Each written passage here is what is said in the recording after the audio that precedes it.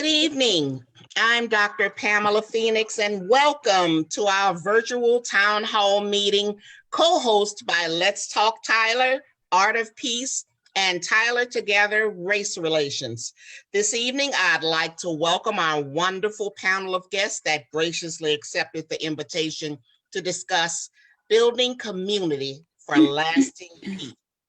We'll have our opening prayer right now to set the atmosphere by our dear brother, Jeff Williams. All right, let us pray. Father, we thank you, Lord, for including us, making us acceptable in the beloved. Oh God, we are grateful that you have continued to watch over us, and we thank you, Lord, for our community.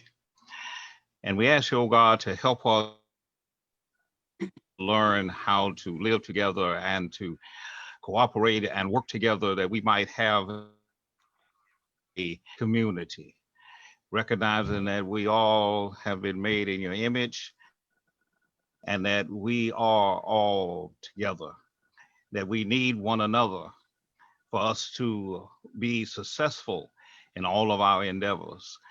Give us wisdom and understanding, but most of all, oh God, give us an open heart to be able to see not only through our rose-colored glasses, but to see and empathize with each other as we prepare to walk together in this life that you have so graciously given us.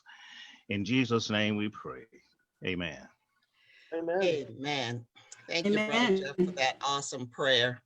And now for an introduction of the organizations that are co-hosting this event. The Art of Peace, celebrating and bringing attention to endeavors of peace through the arts for 10 years. Art of Peace Tyler recognizes International Peace Day on September 21st with a week of planned events to bring the Tyler. Annually, Art of Peace Tyler recognizes International Peace Day on September 21st with a week of planned events to bring the Tyler East Texas community together to celebrate peace. The Tyler Together Race Relations Forum promotes and encourages understanding among the various ethnic groups and encourage diversity, inclusiveness, and unification by providing events and forums for open and frank discussions relating to racial, cultural, and inclusive equality. The Let's Talk Tyler platform is a collaborative effort designed to organize communities and neighborhoods by bringing together the specific communities of North, Northeast, and Northwest Tyler for the purpose of orchestrating growth. It's a platform for the community to have a voice of strength with local, state, and federal government in order to promote change where change is needed. It's a mouth for the people. And we encourage individuals, organizations, and agencies that are interested in partnering with Let's Talk Tyler in order to help coordinate communities to please email us at letstalktyler@gmail.com. Or you can inbox us on the Let's Talk Tyler Facebook page. We're in the process of getting our website finalized, so please stay tuned. But we do need help. We need your hands, your voice. We need you, community. Now, let's talk peace. An introduction of the panelists will include Mr. Jeff Williams, President of Tyler Together Race Relations Forum, Ms. Amy Baskin, Executive Director of Young Audiences Northeast Texas, Nancy Rangel, President and CEO of the Hispanic Business Alliance, Ms. Ashley Taylor, City Librarian, Tyler Public Library, Mr. Uriah Johnson, co-founder of LitTyler Collective, and Mrs. Beverly Russell, President of the PATH Board of Directors. Now, a summary of the discussion for tonight is that the Art of Peace this year, the poetry and the art submissions address the theme, creating community. Now, specifically, this forum entitled Building Community for Lasting Peace will explore the overall question, what creates a peaceful community? Promoting peace through art helps to open dialogue to explore this question and others as we seek lasting peace. Now for our question and answer segments, we have some questions that have been posed, that will be posed to the panelists, and we will share in dialogue pertaining to peace. Miss Beverly, what creates a peaceful community, which is a feeling of safety, security, having needs met, such as housing, education, a feeling of fairness and having opportunities, equity, and achieving a peaceful community for all? What creates this? People, organizations, and institutions that are committed to living or existing in a community that focuses on unity and not divisions and strife create a peaceful community. Art of Peace is such an organization committed to a peaceful community for the past 10 years. From the beginning, all those associated with Art of Peace have been committed to creating a community of peace and justice-minded folks who 10 years ago thought they were alone in their convictions and supported the arts as a means to bring people together. Now, 10 years later, Art of Peace is an integral part of the community, bringing people together annually to promote and celebrate peace. There can be a pronouncement or perception of a peaceful community, but does everyone experience that peace? I believe the commitment to, or even possibility of peace for self and the broader community has to begin with the individual. Thank you, Ms. Russell. Mr. Jeff, besides safety and security, what else makes a community peaceful?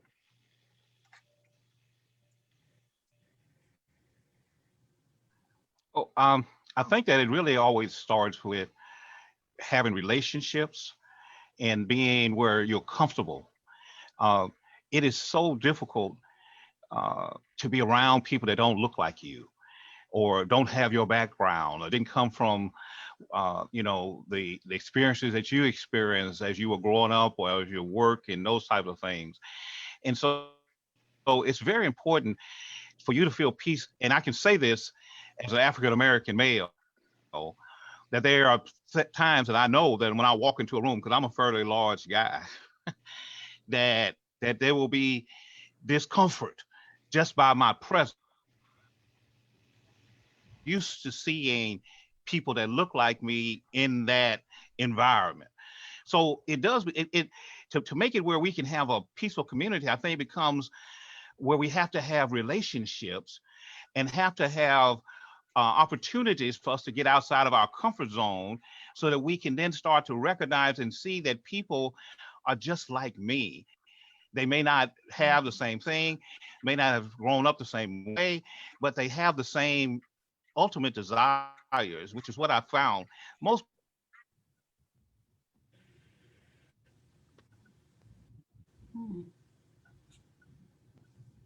Thank you, Mr. Jeff. And that question specifically said, besides safety and security. And I guess just from a totalistic perspective, individuals think of peace as being safe and being secure. And that question specifically, what else makes a community peaceful?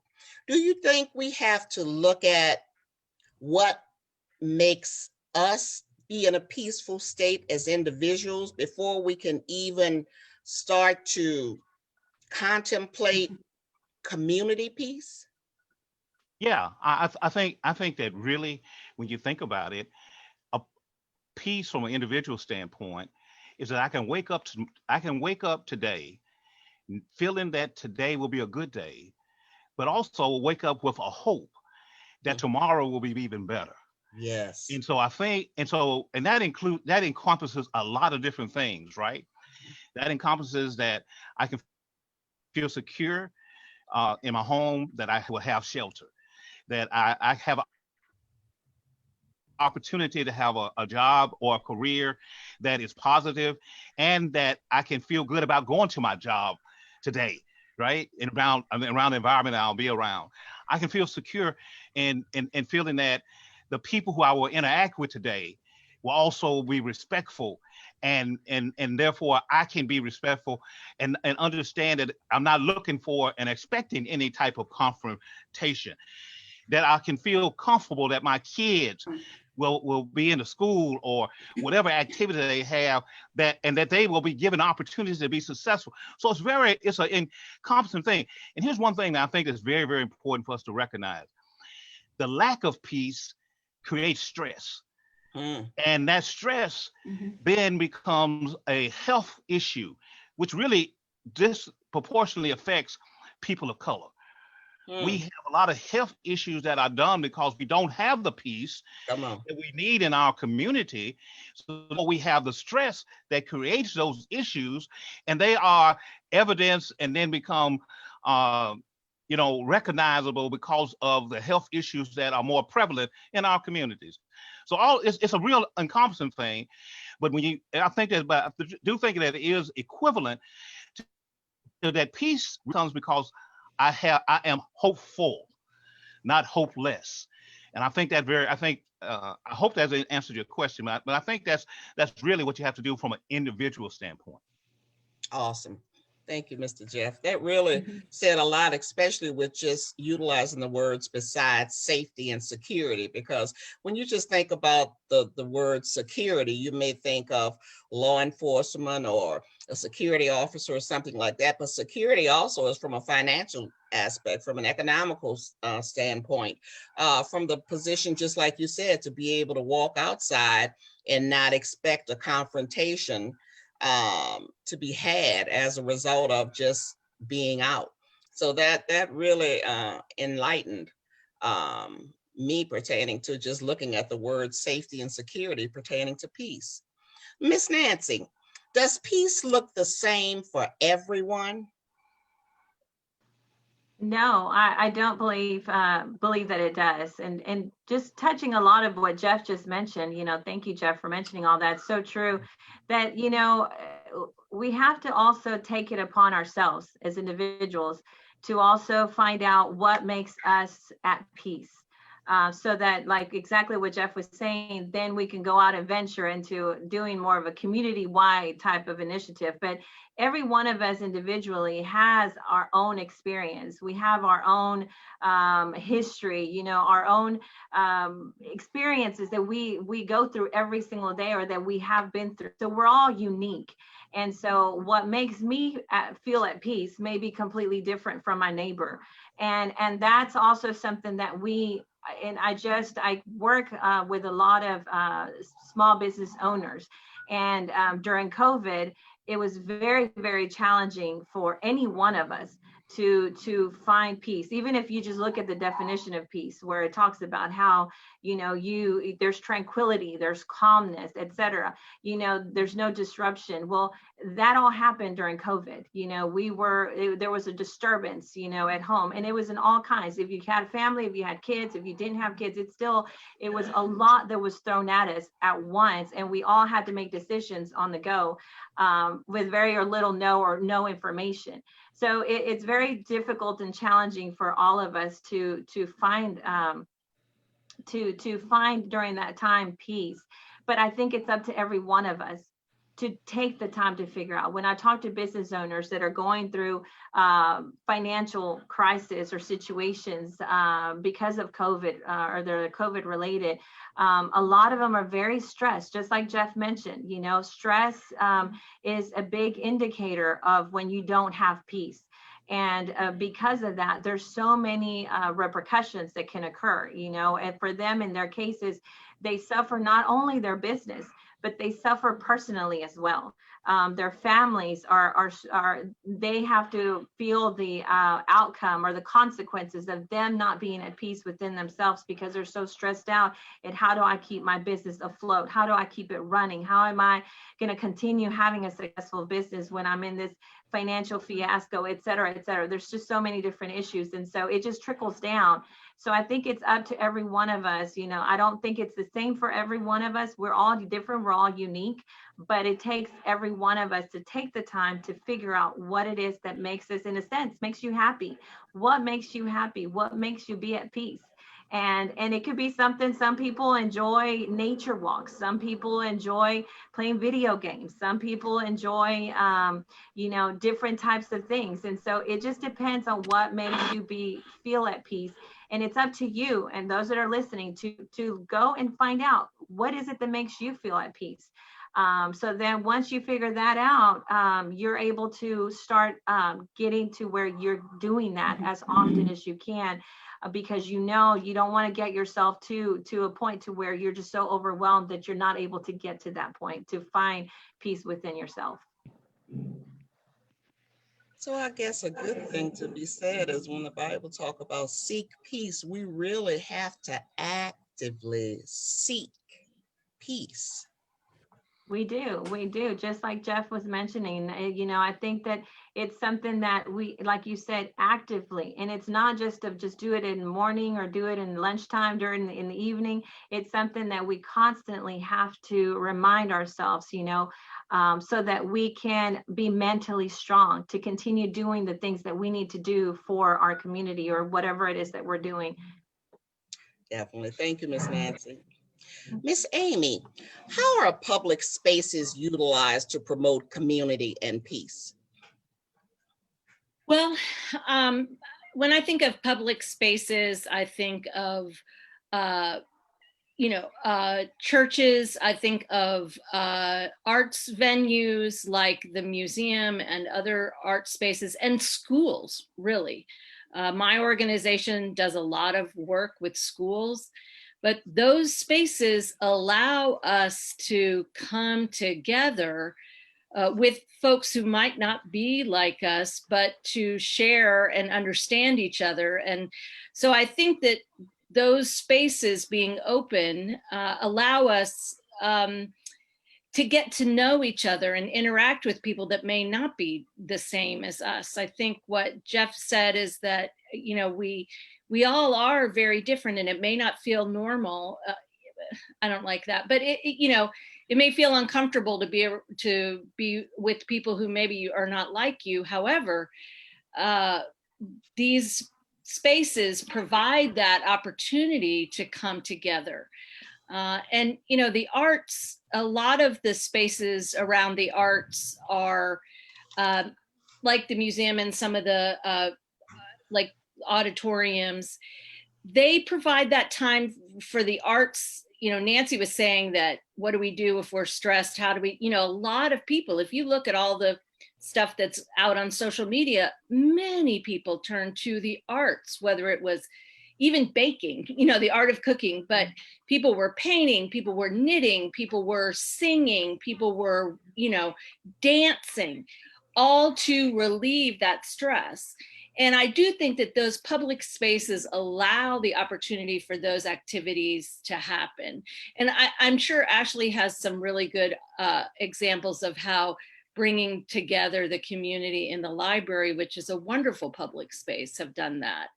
But I see these arts venues as a time where people come because they need the arts as a way of being at peace or finding relaxation or just joy from the arts. And so those spaces allow for that. And when we come together, we are all enjoying it together regardless. And we look across those rows, we're all different, but we're all benefiting from that opportunity to enjoy arts or whatever it is that's happening in that space. Awesome. Can I interject something? Yes. Can I interject something? Yes, I think that one of the wonderful things is that in those spaces, it becomes a safe place, a place where people can, if you will, have fun, but know that it's safe. And I think that's one of the most important parts of it, because there's a lot of situations where we don't feel as safe as we should, but that kind of breaks down a lot of the barriers, so people can feel safe and participate, and it has long-lasting effects. Awesome. Miss Ashley. I'm sorry. Yes, Miss Amy. No, that's good. Go with Ashley. Miss Ashley, in your opinion, how are the public spaces utilized to promote community and peace? Well, I think that a lot of times libraries still have a misconception in some people as a place for dusty old books, but we really have evolved to be a community space.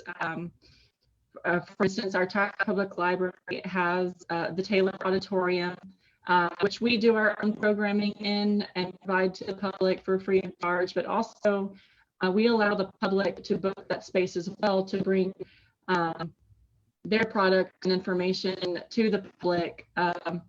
And I think that libraries as a community space allows individuals to come in from all walks of life on a neutral playing field.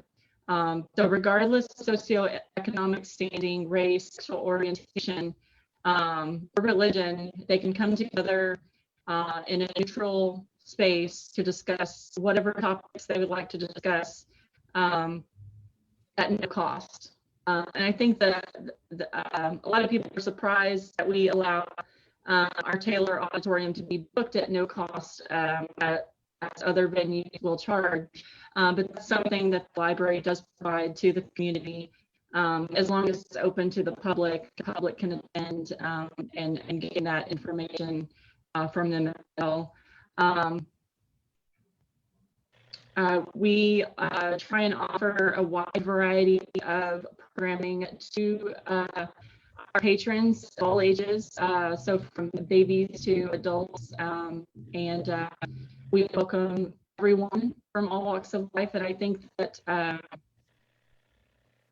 that we've just been a good community space for anyone who wants to come and utilize the space. That is awesome. And is the public actually taking advantage of that, Miss Ashley? Yes. We do, of course, give library programs the advantage over the room. However, our auditorium in typical years is constantly booked. We are not holding any current programming due to COVID. We are making plans to, in the future, provide a safe atmosphere so that we can continue those programs. We are working on an extension to the programming policy so that we can try and make a safe space even during COVID outbreak, public coming in. Awesome. Thank you, Miss Ashley. Mr. Uriah, how does a diverse community work towards peace for all? Well, I think the first thing is that it helps out when you have a diverse group of people, that you have a better understanding of, like what Nancy said, peace is different for everybody. What works for me doesn't work for Jeff, doesn't work for Nancy, doesn't work for Beverly, and so on and so forth. So having a diverse group of people, diverse, thoughts, help better facilitate peace in the community. If you just had, one group of people who were similar, who didn't really necessarily weren't a microcosm of the community as a whole, determining what is peaceful and what is necessary for it, then, as Jeff said, it tends to lead to a lot of stress and a lack of understanding in a lot of cases. So, exposing, having different groups around you, different trains of thought. It's difficult for a lot, because especially in this area, if we're talking specifically, a lot of people did grow up in a bubble, and they didn't grow up in very diverse backgrounds, and that could be white, black, Hispanic, so on and so forth.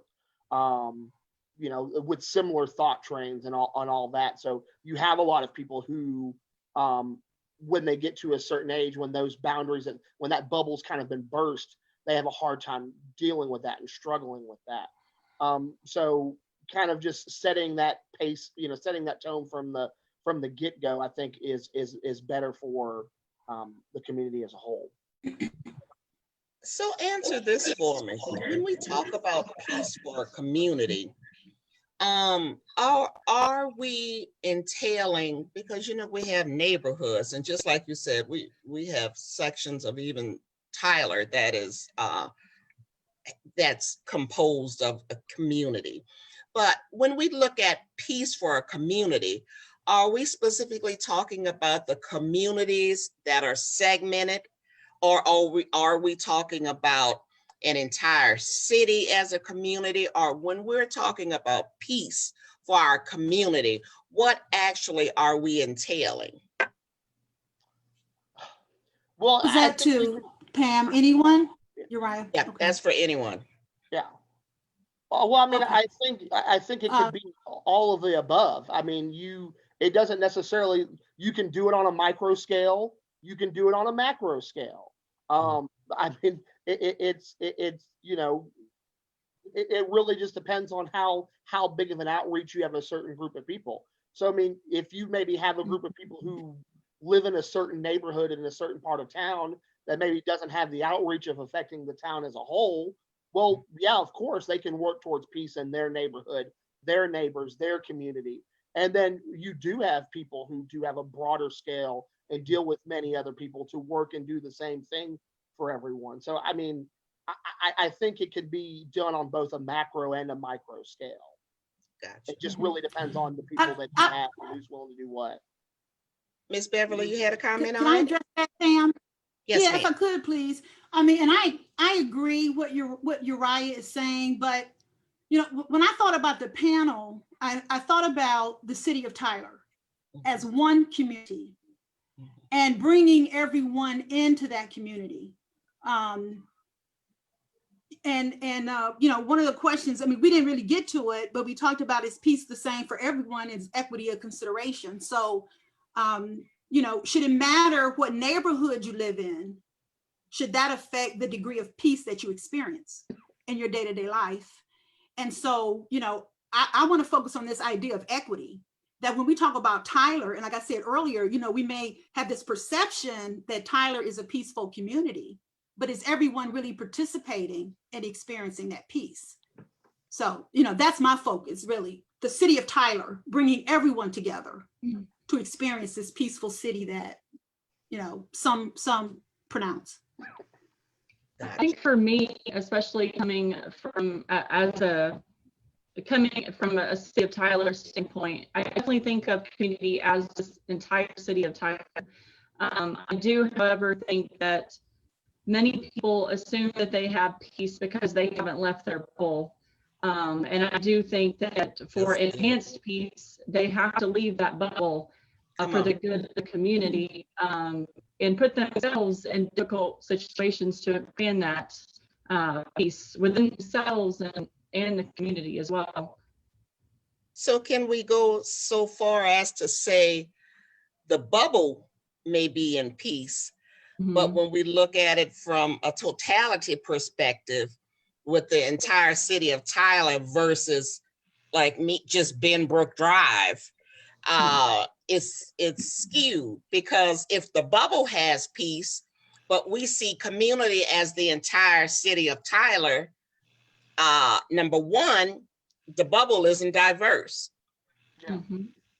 Whereas the city of Tyler is. So we still have work to do if we're only speaking from the bubble aspect. Well, I would say, you know, from maybe my experience, I didn't grow up in Tyler. I grew up in Bullard, which, you know, has its own set of challenges and issues and everything like that for being a small town. But like a lot of other small towns that surround Tyler and that are kind of dependent on Tyler, you know, people have bubbles. So, but I found from my experience that bubbles aren't necessarily just a geographic thing. So just because, you know, we both live on the same street, or that we both live, you know, in the same block, doesn't necessarily mean that we're in the same bubble. A lot of times, especially around here, from my experience, bubbles have to do with our church organizations, our socioeconomic standings, our interests, things like that. Those are a lot of times what we have more in our bubbles that we deal with than who our neighbor is and who are, you know, who lives close to us. I grew up in the country. I didn't have a next door neighbor till I was 12, 13 years old. So I have no idea. I have really still no concept of what it is just to go and chat up my neighbor,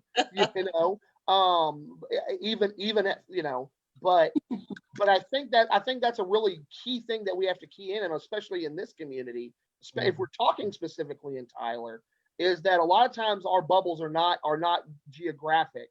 They're more socioeconomic. They're more church related. There's a lot of other layers to it than just where we live. Mm-hmm.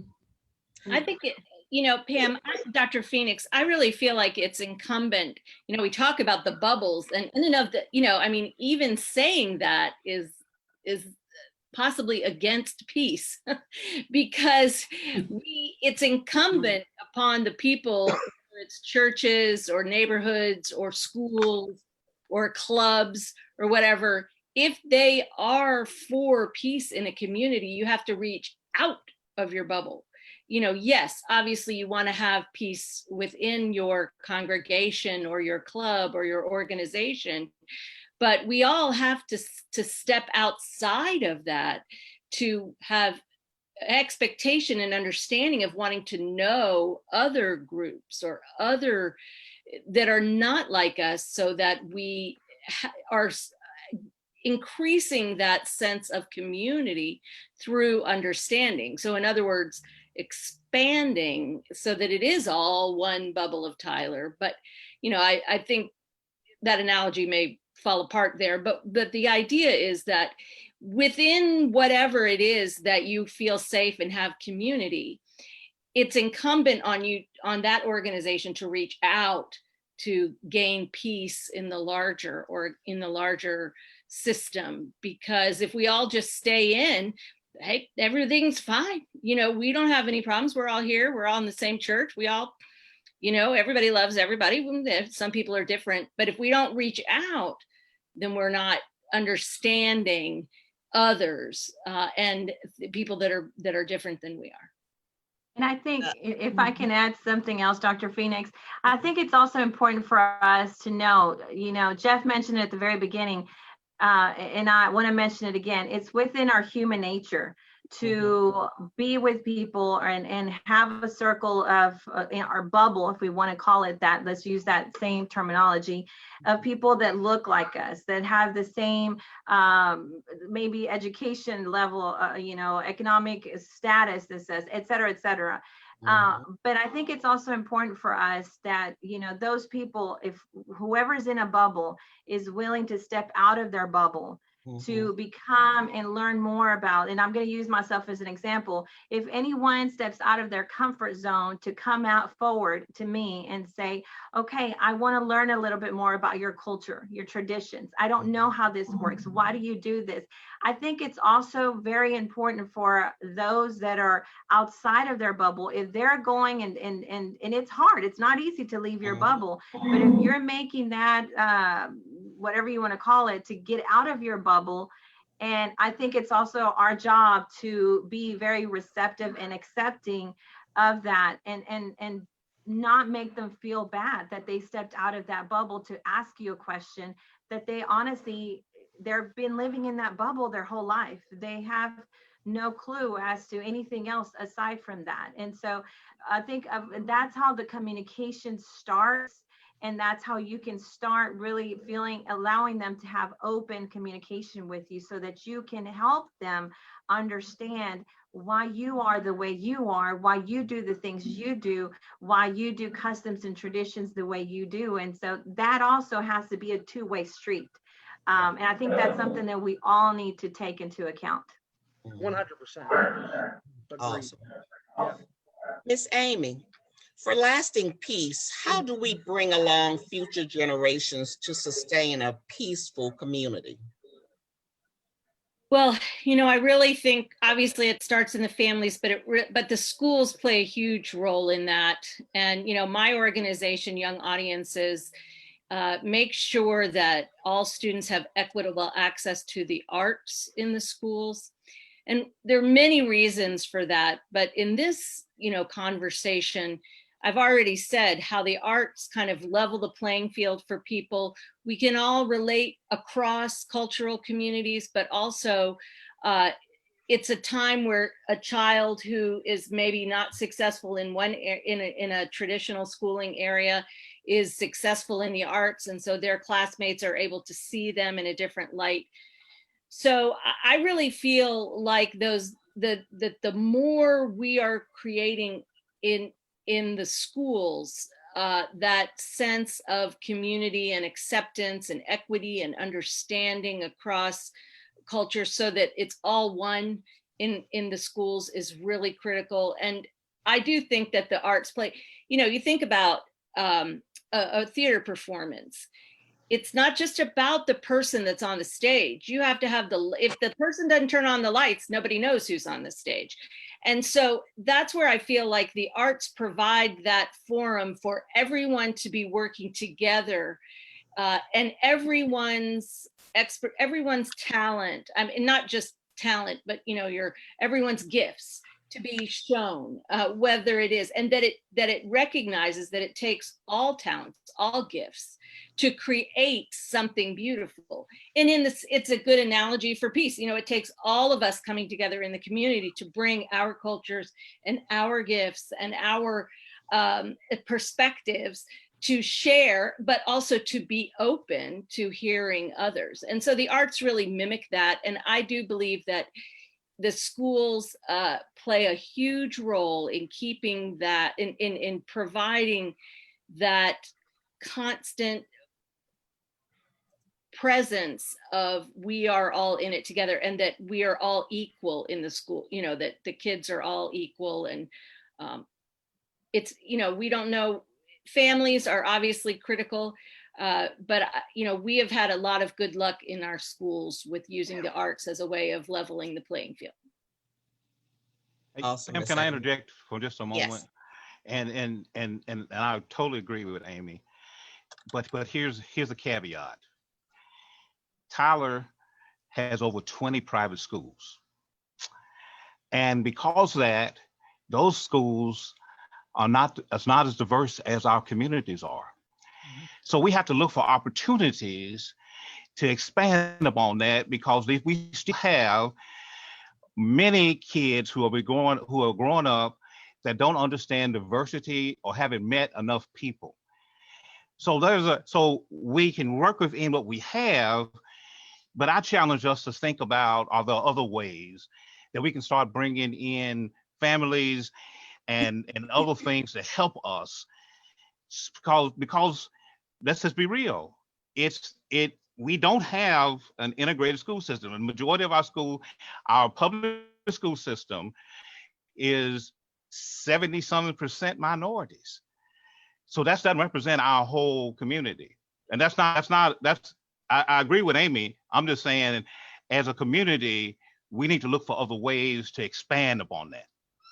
Well, and that goes back to the public spaces. I'm thinking of libraries and places where. And I'll even go even a step further. Like I said, like we're talking about Tyler specifically, but like I said, a lot of people like myself are transplants from local areas. So it's the inverse for the school districts just outside of Tyler. So you have a lot of those people who are my age or younger than myself, when they grew up in a place like Bullard or Lindale or what have you, and they come to Tyler to work or to go to school or everything like that. They're more than likely coming from, especially if they're, myself, I'm an African American, so I was an extreme minority. I went to school where it was 95% white, 90 to 95% white on that. And so, the inverse goes for those people who come into this community who grew up around here but didn't maybe go to Tyler public schools. And the other thing is, not even on top of private schools, you have a large homeschool community in there, and that's a whole other bubble right there that we have. That is about as thick as it gets. So I was about to add that component in, Uriah.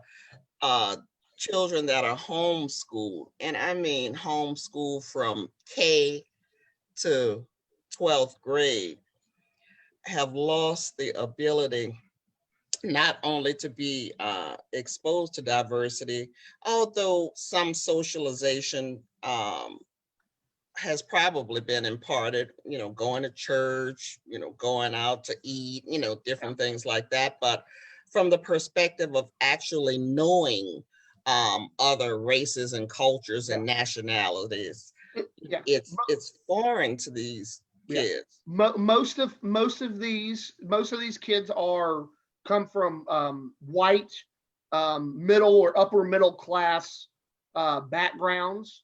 And so, I mean, even if they have a homeschool co-op, which most of them do, so they do go to school with other children, but it is just in that set group of parents, once again, we'll use the term the bubble, that keeps them in that. And so a lot of times, like even like when you have some who are even into their like 20s, it's pretty obvious to pick them out, who was the homeschool kid and who wasn't the homeschool kid, because there's still a lot of social, morals and mores and things like that is really hard for them to grasp as a whole, especially when they're dealing with people who aren't like them, whether they're of a different racial status, different socioeconomic status, different faith, or come even within the same faith, but maybe a different tradition.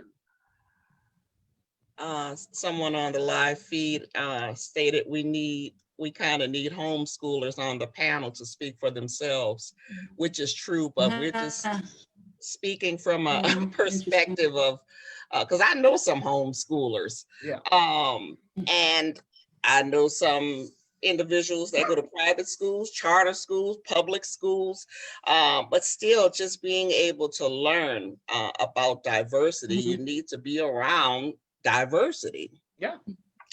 So Ms. Beverly. I was thinking that about the public spaces, and again, the library is a good community partner of Tyler together. I mean, they are exceptional.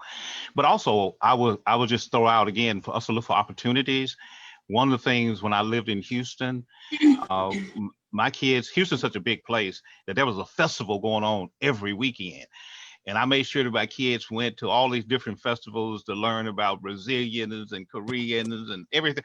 I mean, just to learn about different cultures, there was opportunities. So I'm just making sure that we throw out and say, hey, let's look for opportunities to expand and to get better. That's what we talked about. The first thing our conversation tonight is about building. So we have some opportunities to continue to build and to make it better. Definitely.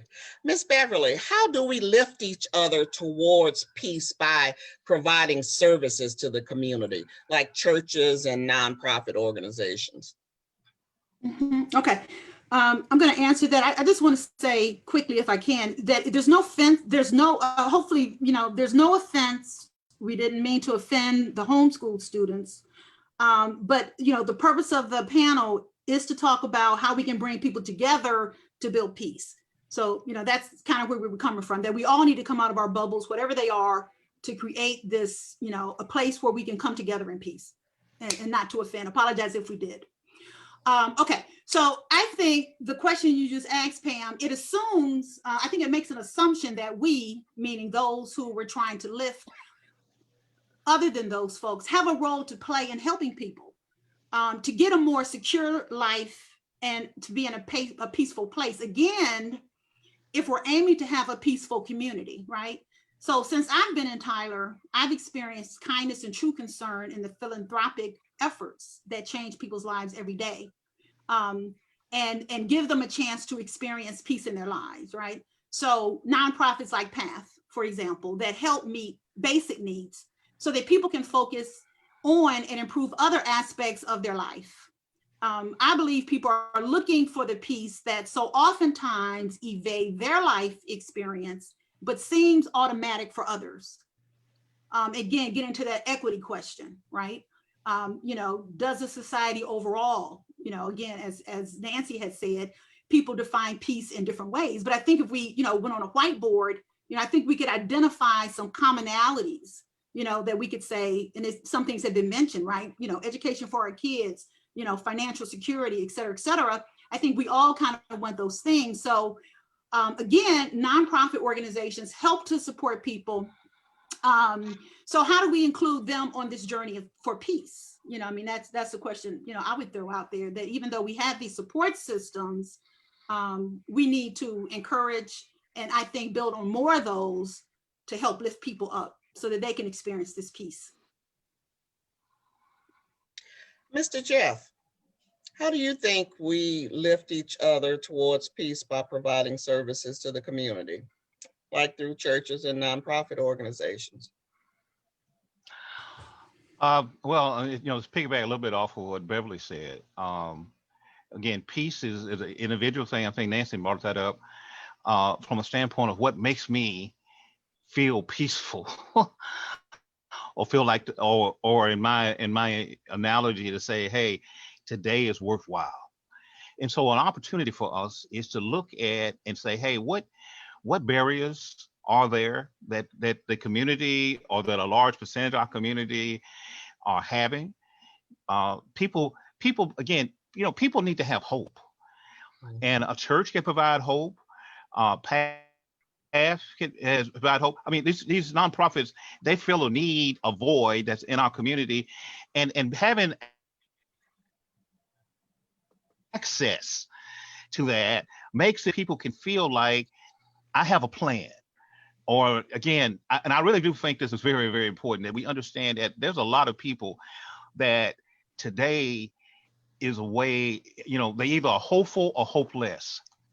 And if you become hopeless, people with hope who become hopeless do dangerous things, because what difference does it make? And so we have to provide opportunities, whatever that is for that individual, whatever barrier they're having, to help them to have a more successful life and to feel like I have a hope. Then that provides an opportunity for them to have peace, whatever that is, whether that's a security issue, whether that's an opportunity with who I'm going to interact with today, or where I'm going to, what my kids are going through, or what I'm going through in my marriage. I mean, there's a lot of things that can create distress, that can create where you don't have peace. And that overflows from an individual basis into the community, because we all are in this thing together. We need, there's a gospel song that says, we need each other to survive. And we really do, because what affects you affects me, directly or indirectly, because I may run upon you on a bad day. and then then you know, you can end up happening, if I'm not careful, you steal my joy. Important that we look at a broad range of things, and try to, as a community, remove those barriers that are preventing you from living that abundant type of life that you deserve and that you should expect in a country and in a community such as we have. Awesome. Thank you, Mr. Jeff. Miss Ashley, how do we bring diversity into community spaces? Churches, libraries. Yeah, I think that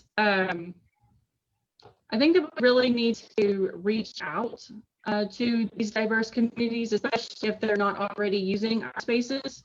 And for instance, pre-COVID, the library held some special needs forums to try and bring in families to experience special needs, whether it be themselves or their children, to try and get feedback on what we were doing or what we could do better as far as the facility and programming was concerned.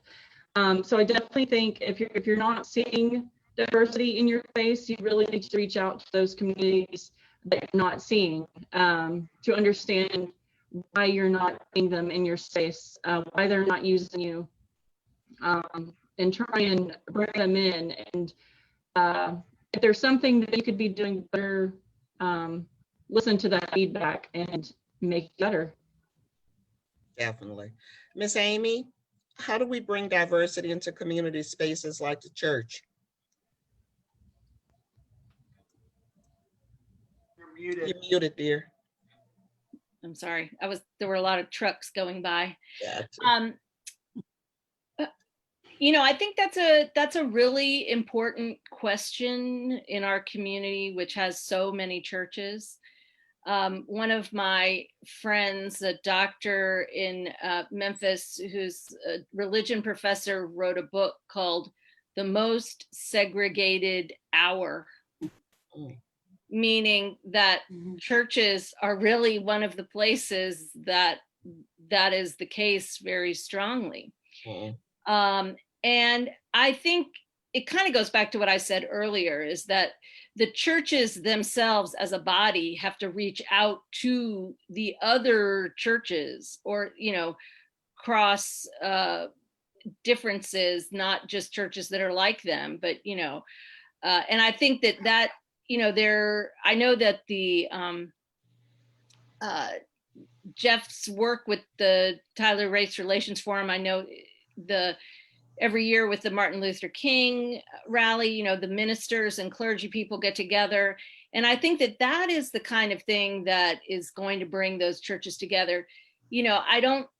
I'm not sure we're going to get, although there are some communities, I know Bethel Bible Church has been very intentional about starting a congregation that is diverse, intentionally diverse. And I think it's like Ashley said, we have to go out. The people with the good intent, not the people who want to see this go forward, or who are intentional about wanting peace to happen or to exist, have to take those steps to reach out and understand and talk to, and then be intentional about their actions, whether it's program development, whether it is just gatherings between different communities, church communities or school communities, or whether it is intentionally creating something with like-minded folks who want something to be like that, people from what you might say differing backgrounds coming together to create something together. So I feel like that's a really tough question, frankly, because I think we would all agree that those traditions are all very different and people are very comfortable in them. Am I saying that I don't want, I want to go and hear and understand and be, but not everybody does. And, especially as we've not been able to be together during COVID, these folks, when they finally are able to get back in their church, they're very comfortable. But I think it's getting those different bodies together, or beginning conversation, just community conversations between various congregations, and learning and understanding who each other is. So can I interject for a second? Yes, sir. So I'll give a good example of that. Something that's actually been in the works. So myself and Jeff are actually for the past year and a half have actually been a part of a smaller group, maybe not as well known, but that we call ourselves Tyler in Common. And essentially what that is through In Common is something that is through kind of funneled through the Episcopal Diocese of Texas. And so myself, I'm one of the very, very few Black members of Christ Church Episcopal here in Tyler. I'm one of the oldest, most historic churches in Tyler. I'm a very rarity. I'm a young Black high church Anglican. I'm the only one unlike that here in Tyler. There's something pretty rare in that regard. But with our group, we're not. It is mainly spearheaded by the Reverend Matt, Father Matt Bolter, Yep. who is our associate rector at Christ Church. But also Father Matt has built a partnership with Jeff, but also with Reverend Brian Leitner over at St. James CME Church. So you have an old historically white church and one of the oldest historically African-American churches in Tyler. And you have clergy from each one of those churches who actually have been building and trying to work on something together across two different, and those are not just racially, but those are across two different traditions in the church. So that kind of work is happening here in Tyler. Just with COVID, we've kind of put a little bit of a stop on it. I know Jeff probably has been a little bit more in the loop of things going on the last few months than what I am. I'm kind of they're kind of slowly reacclimating me back into things. So if it's okay, Dr. Phoenix, there's a lot of people who are working on things. I'm gonna give a shout out to a group that I'm a part of. COVID has slowed me down from being part of it, but it's called Walls to Bridges. And it's a ministerial group. I don't know how many of us, there are 20, 30 of us, 40 of us across different backgrounds that we've tried to figure out how to build bridges. And so there's a lot of different things that happen in our community where people are working together, and LitTyler Together works within a lot of different organizations. So Walls to Bridges is a good opportunity for you to tie into. Nate Hill I think is the current president of that, and they're doing a fantastic job. They still have a lot of things to do as far as accountability, in my opinion, but there's opportunities because this first starts with building relationships. So that's another good thing to tie into to address the question that you brought up. And I think Uriah is correct in that well, I mean, I that was the kind of model that I was talking about.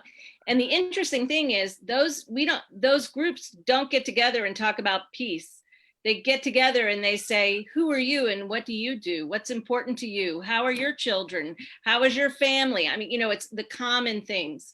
And I think that those are the things, like Nancy said earlier, is that we all care about our kids. We all love our family. We all want to take care of our parents. Those are common human connections that we have. Thank you. Mr. Uriah, how can we envision and use spaces to create and maintain a peaceful community in this time of COVID? So, I'm going to kind of give maybe a little bit of my last 6 months that's kind of brought me to this point here this evening. Since we've kind of been, things started we put the brakes on everything and life kind of changed back in March. For me, I'm a very social person. If you want to find me, if I'm not at work and I'm not at home and I'm not at church, I'm usually at the Foundry Coffee House. And that is also, that with Bethel, that is also a really wonderful community space that we have here in Tyler. Especially that if you're talking about hitting a younger demographic. But if you need to find me on any given evening, you can find me there usually. I'm not a hard person to find. I'm not a hard person to spot out. Like Jeff, I'm a rather large African American man, so it's pretty easy to pick up on me, who I am. But for myself, it all started with in talking about in the time of COVID. It all started with this platform here, Zoom. The first thing that I did was a couple of weeks into it is I got with a friend of mine, and we actually just the two of us put together a trivia tournament and did a live trivia tournament over Zoom, which was a community building thing. It brought a lot of people who maybe knew he and I, but maybe didn't know each other, and gave them opportunities to connect. And it gave them, like Nancy, like Nancy and Amy said earlier, just a break from because we were right in the midst of quarantine. Nothing was open. It gave people an outlet to be able to see other faces and interact with other people. And it even for just an hour or a few hours over the course of 2 weekends, it gave people fleeting that. The more kind of recent thing that I've been working on the last few months was that, normally at this time on a Thursday, I would actually be the host of my own Zoom call. So it's kind of weird not to be the host in this case. I'll be honest with you, Dr. Phoenix. But in my case, I, back in early June, after we started to have a lot of protest after George Floyd's death, I went to a protest, and I realized pretty quickly that maybe because of my father, teaching us as children, to kind of, not kind of steer towards the crowd and not steer towards big crowds, I realized that I'm not really like protest is not the best way for me to utilize my voice. So I said, okay, well, I want to have a forum just like this and have a conversation with my friends and people across the community and we talk about issues of race in this country. Because I realized that a lot of people, especially a lot of people I deal with are younger white people, that they just didn't, they wanted to help, they wanted to have an understanding, but because of the education system, because of their socioeconomics, because of just their bubbles, didn't know where to start and didn't really kind of have an understanding that the conversations that we were having today are conversations that we've been having across this country for decades on there. And I wanted to give people an opportunity in this space to be able to talk about these things, to have these kind of relationships. So, and then from that's where I kind of formed the LitTyler Collective with my friend Daryl Phillips, D. Feel Good, who's a local artist, and my sister Fedra, who spent many years as a on-air local radio personality here in Tyler, worked for the Better Business Bureau. She's a pretty well-known person here in Tyler as well. And we decided to form this collaborative effort in order to give, young people of color, or even whoever, business owners, creatives, artists, musicians, politicians, whatever, a safe space to talk and have dialogue. And also, like it was mentioned, like Nancy mentioned before, those people who didn't know how to reach out to a culture or didn't, they wanted to, but they didn't know where to find it. Because it's still in a very infantile phase, I wanted to be able to that's what we're trying to do, is deliver that to those people who maybe not be aware of it. So to answer kind of the question, how do you form those spaces? It's as simple as, it's in the time of COVID, is doing it responsibly in a format like this, in social distancing, in a social distance world. I do utilize spaces like the Foundry to have meetings and to gather people up and everything like that. Or even, even if it's not a public space, if it is a private space, but just continuing the dialogue in a way that's not just, barking at each other on social media. And that's really what I wanted to avoid. It starts with one thing we haven't, the word that we haven't used that is essential to building relationships is trust. And it's all about building trust with one another. And I think from what I've been able to do on Thursday nights, people come to it because they know me and they trust me, but they're kind of starting to, people that they normally wouldn't, all their connection was me, but now they've been able to kind of talk and communicate and build community by using just taking, 3 hours out of my every Thursday night to have hard conversations.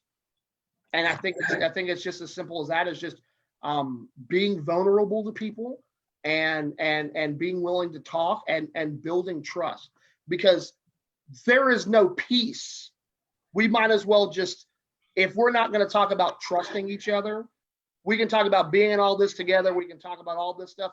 But if we don't have trust, if I don't trust you and you don't trust me, we're never going to see eye to eye. And we're not going to build this. We can throw the whole notion of peace out the window if we don't have trust. Definitely. Miss Amy, you have anything that you can add to that? Well, I agree with him that trust is critical. I'm sorry, I meant Miss Ashley. Oh, Miss Ashley, great, good. I was like, I don't know. Definitely agree. As far as how we envision using public spaces, the library is open. We are open on modified hours, and while we're not doing any program right now, I think that it is difficult for many of us to step outside of our comfort zone. But I think that a good way of starting that might be not only listening to other stories and accepting their truth to be valid, but also reading. And I know that's cliche for a librarian to say, But I really think that books are a great go-to for children and, of course, adults, and developing ourselves and learning more about other people. There's a lot of great literature out there right now, pushing forth Black voices, but also within our children's books here at the library. There's so much more diversity than there used to be when it comes to dealing with hard subjects for children, not only with race, but in working with children when they're working through grief, maybe having a different family dynamic than what their friends are used to or see. One of my favorites is Clive and His Dolls. It's about a boy who plays with balls. It's one that I love. So there's a whole wide range of books now where there wasn't before. And so I definitely think books are a nice go-to, especially when we're not able to come together and experience each other. It's very cliche for a librarian to say. Yes. And I also would like to say that children, very young children, they learn a lot through play. And that's something that I've learned with the library being a family-placed library and our parent-child workshops. One of the things that the library has invested in are dolls of a diverse color range that allows the children to pick up the dolls that best resemble them or best resemble what the family dynamic is. And it's something that the library is going to be investing further in when it comes to also making sure we have dolls that reflect families with disabilities. But yes, the children learn through play, and books are an awesome go-to. Awesome. Miss Nancy, are we recognizing where groups may feel isolated from the broader community or not experiencing a peaceful community? Are we recognizing them? Yes. I think we've always recognized when people were being left isolated or not being included. I think we've done that for a very long time. And again, it goes back to the conversations that we've had to where, people were not in the same groups with us, et cetera, and that type of thing. But I think that one of the things I do want to touch up on this is that as time has passed, there are things that our community has been doing to be able to not only, we already know that we recognized already that there's groups that are isolated or they're not being included all the time. But what have we been doing? I think that group like this, that Miss Beverly and Jeff are doing, things that Uriah just mentioned, work that he's doing, things that Ashley Taylor's been able to turn that library around and make it more effective, more welcoming, things that Amy and her organization, Nate Hill with Walls to Bridges, I want to mention something he just said on our Facebook. He said, when places reflect the community, it makes it a lot easier for people to become a part of it. And that is so true. And I think when we think at a higher scale, like what Miss Beverly was saying at a city level, it's very nice to hear when, for example, when there's times for positions that are available on boards, city boards, they open that up to the entire community. And so that you can apply to be a member of a board where you feel that you want to provide your skill set, your voice, your passion, et cetera. And also at the city, one of the things that when I came on to my organization, diversity was something that was, and I don't want to say it was just thrown around, but it was just a word that everyone kept saying, oh yeah, we're a diverse group. We're a diverse group. And we have, we ensure that we have diversity on our board of directors, et cetera, et cetera. But one thing that and it's now part of our language is, yes, do you have a diverse group? You may have it, but are you including people that are sitting on your board, or others that may not be sitting on your board, but are you including them? Not including them only, as far as the decision making process, but before the decision making process, to get their input. Again, it goes back to when Mr. Jeff was saying that, we're all unique, we're all different, but we need to be able to sit around the table and talk about our differences, talk about, and kind of like what Uriah said, be a little vulnerable and say, yes, we do that. We are different, and I'm one of those that I'm very proud Latina woman. And yes, people, may think that, when they tell me, oh, you just love those tacos. Yes, I do. I love tacos. I love my Mexican food. And I think all of Tyler does too, because there's a Mexican restaurant everywhere. But embracing a lot of that. And I think, like I said, again, it's a two-way street.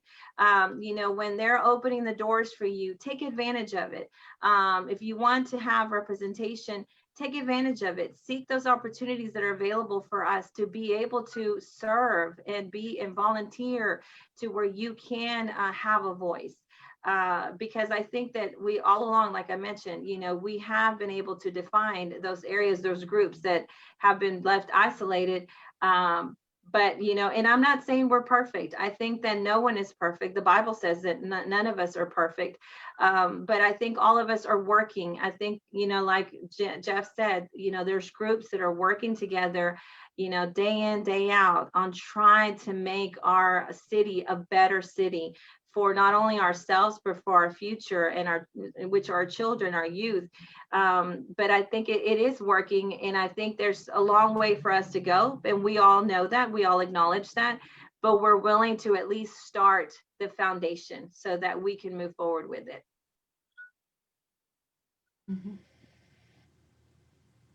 I'm mute.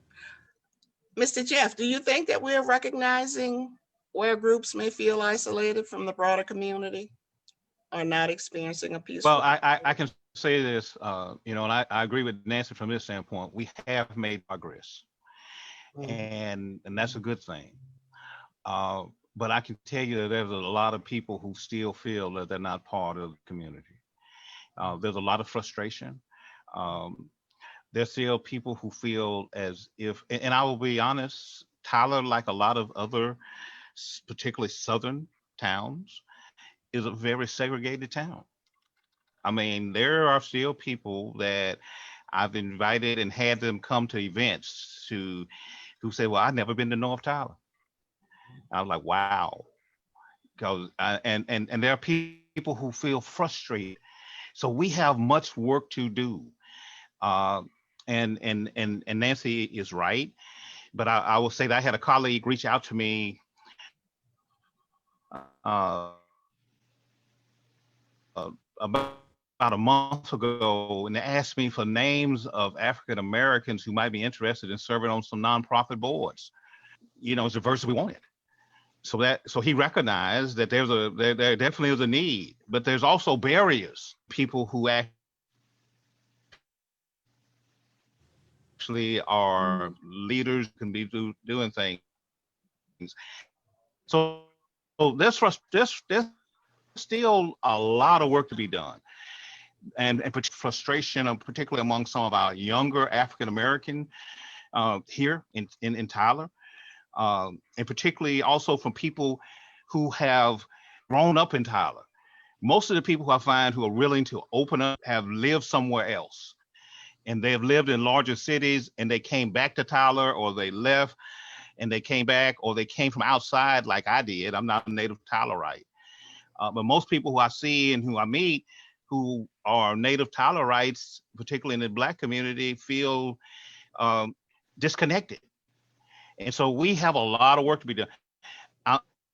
I'm definitely saying that we've done, things have changed and are getting better, and that's a good thing.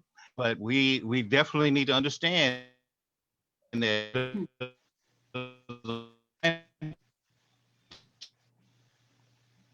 and when people do that, they become frustrated, and then that frustration can come out all want as a community.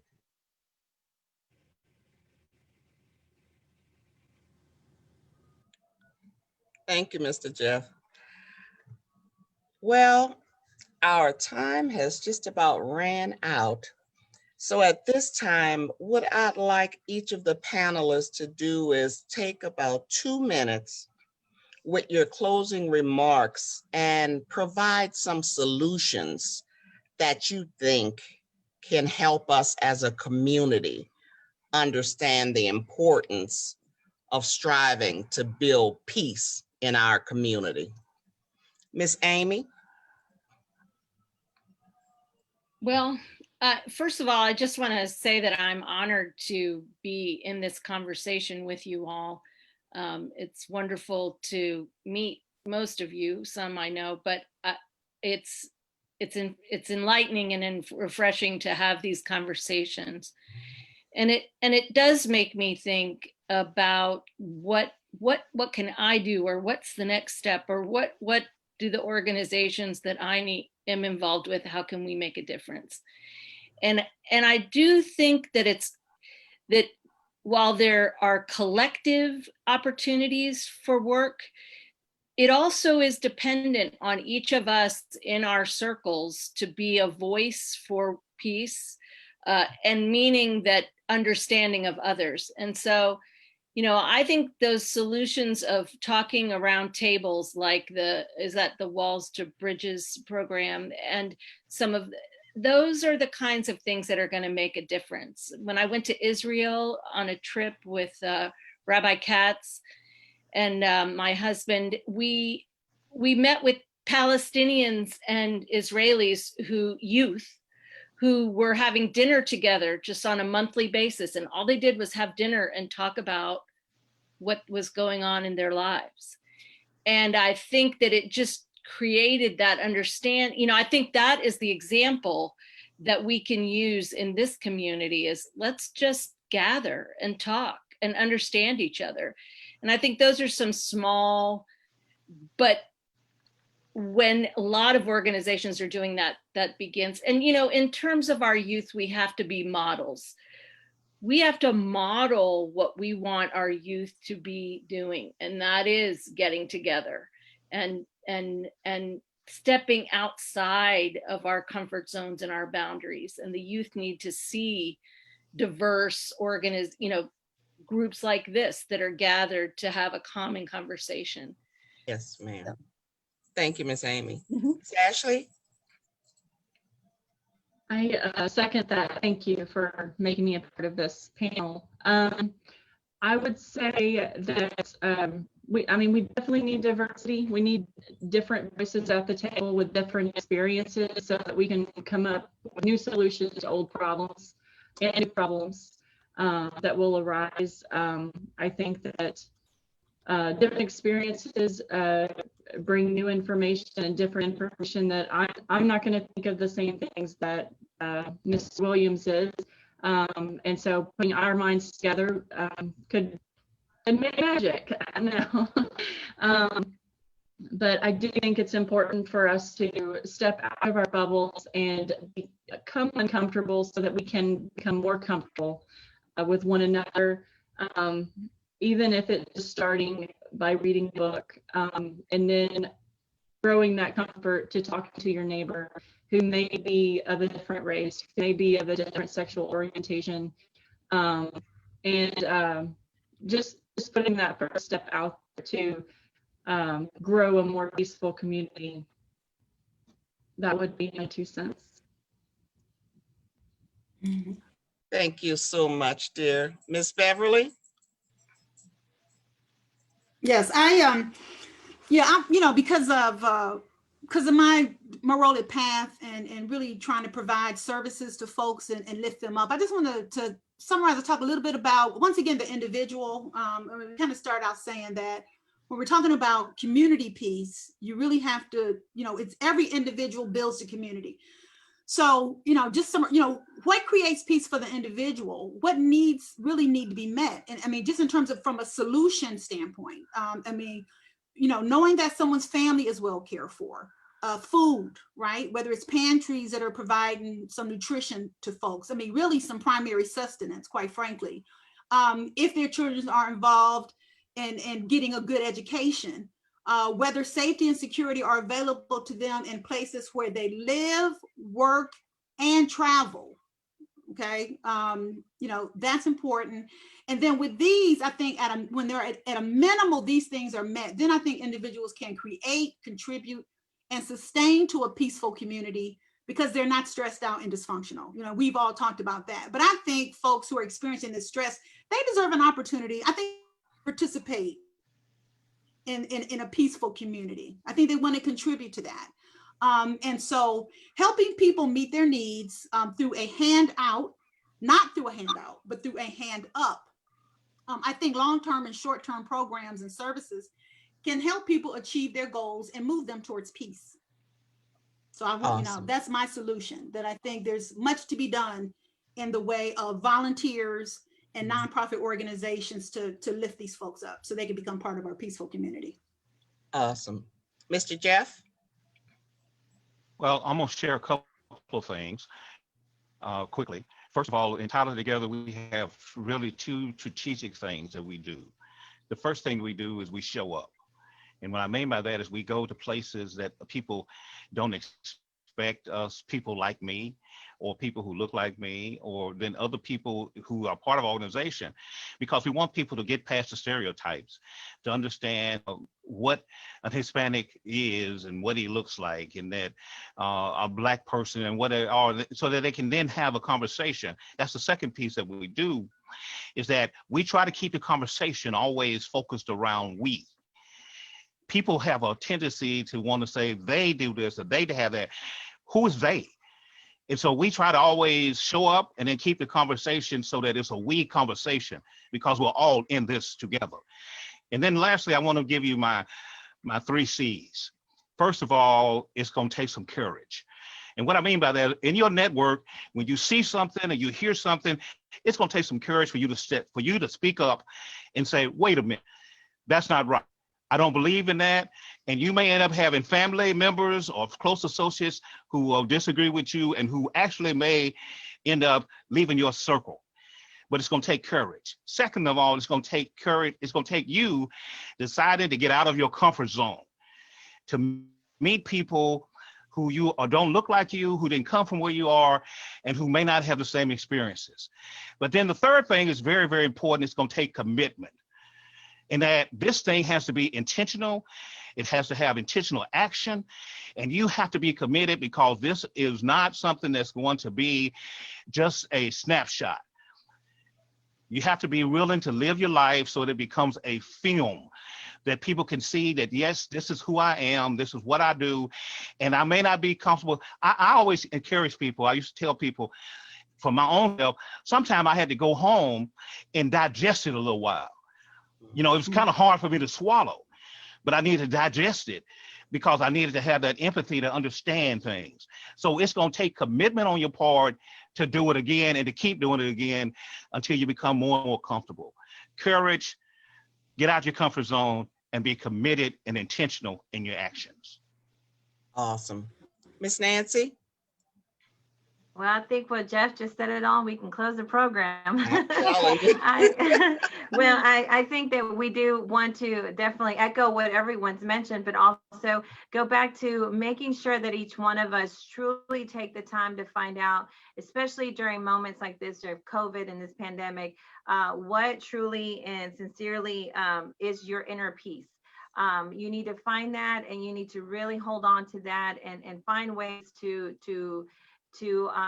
cater to that as much as you can during times like this, because it can become overwhelming. It can become very stressful.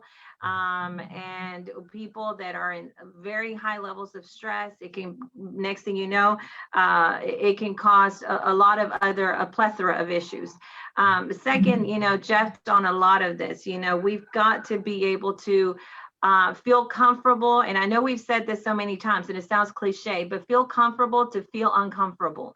When people ask you questions, you know, that are uncomfortable, you have to feel comfortable to be able to answer them back, because they are coming from a place of they just don't understand it. They can't wrap their head around it. So you are a source of education to them, a source of awareness for them, so that they can understand why you do the things you do, why you talk the way you talk, why you look the way you look, etc. It makes you very vulnerable, because we all, it's something that has to do with our confidence, but we have to build up our confidence to be able to open up with people and have those conversations that are uncomfortable. And for example, you know, when I began here at the HBA, a lot of people thought that Cinco de Mayo was a Hispanic, big Hispanic celebration. And it is here in the United States, but it's not in any other country that's Spanish speaking or a Latin country. And so Hispanic Heritage Month, we chose to, instead of having a big Cinco de Mayo bash and event, which was the norm, what everybody would have, kind of like what Uriah said, you know, kind of what everybody was following, we decided, no, we are going to do something different that's people are not used to, and we're going to educate and bring awareness to what is Hispanic Heritage Month. It's September 15th through October 15th. You know, right now, because of COVID, you know, I've mentioned on social media, I've created videos saying, hey, during Hispanic Heritage Month, if you can, support your Hispanic owned businesses during this time frame. You know, I know one of the ones that's watching right now, JD Meyer, said, I celebrated September 16th by walking to the new taqueria. And so it's good to see that people are doing that. And again, as a community, going on a different little subject that I have to kind of throw in there, it's up to us. It's our community. So it's up to us to build upon it or rebuild it. And so right now I'm asking a lot of people, Hispanic owned businesses took a very hard hit during COVID. Research and data coming all the way from the administration, from the DC, shows that Hispanic businesses took the hardest hit than anyone else. And so I'm asking everyone to please go out and support. But going back to your question, I think that it's very important that we have to feel comfortable to get those uncomfortable questions and remarks. And once you start doing that, you realize that people migrate towards you to ask you those questions, because people will know, like, hey, I can ask Nancy those questions and she's not going to make me feel like it was just, you know, she's not going to get easily offended. She's going to really know that it's coming from a good place. I just want to learn. And like Uriah said, he has a platform that people can come together and talk about stuff like that. Definitely. Thank you, ma'am. Mr. Uriah. Yeah, just, I mean, first off, like everyone else said, it's really an honor and a privilege to be able to jump on here. I was dumbfounded at first when I was asked to be a part of this, because I was like, oh boy, there's nobody better that you can find out here. So I really appreciate this opportunity to be able to sit here with you guys this evening and have this conversation. I would say if from the standpoint of the person who is looking to step out of their comfort zone, is A, you have to be willing to step out of your comfort zone. B, I think it's one of those things that it's important for people to understand that if you are someone who is trying to understand the space of another person, that the other people are not going to shame you for your background, you know, and no one's trying to get you to, you know, be ashamed of who you are or guilt you for living the life that you've lived or being in the status that you are. I think that's a really important thing, and that's something that I really try to stress on my Zoom calls weekly, is that I'm not here to try to, you know, shame anybody. I'm not trying to here to just, you know, make white people feel guilty or another group of people feel guilty about just the circumstances or anything like that. So that's an important thing to realize, is that people aren't, for the most part, aren't trying to do that. And then you have to just be open, and you have to be honest, and you have to, I think sometimes the biggest problems is those who say they want to have an understanding, always try to play like a devil's advocate type role. and kind of leave that kind of stuff at the door when you approach those conversations, because you're not going to get, because you're already kind of coming in at a place where you're already putting up a level of resistance. So taking what people tell you is a problem and believing and understanding that it is a problem. It's not something that is just made up. It's not just something that is, contrived elsewhere, that people really do have these struggles. And so because you haven't had to deal with them, or because maybe you've had to deal with something like it, means that theirs is lessened because they tell you that they've had these issues, and well, I've had the same thing happen to me. It couldn't be that bad to you. That's not a good place for dialogue. So you have to be willing to listen and accept people's circumstances and the things they tell you how their lives are. At least initially, once you get further conversation, once you build that trust and you build those relationships, then you can kind of start to go deeper and understand and siphon off, who's a good person to go to about things like what Nancy said, and maybe who isn't a good person to go to in those circumstances. Gotcha. And then just be willing to, just like you said, support Hispanic-owned businesses, support Black-owned businesses, and know that if you're not part of those communities, that you're going to be fine going into those businesses.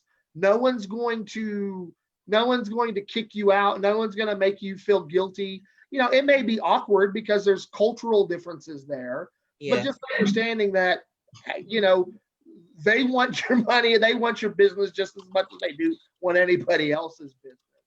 And so just kind of have that comfortability to go into those businesses and enjoy that.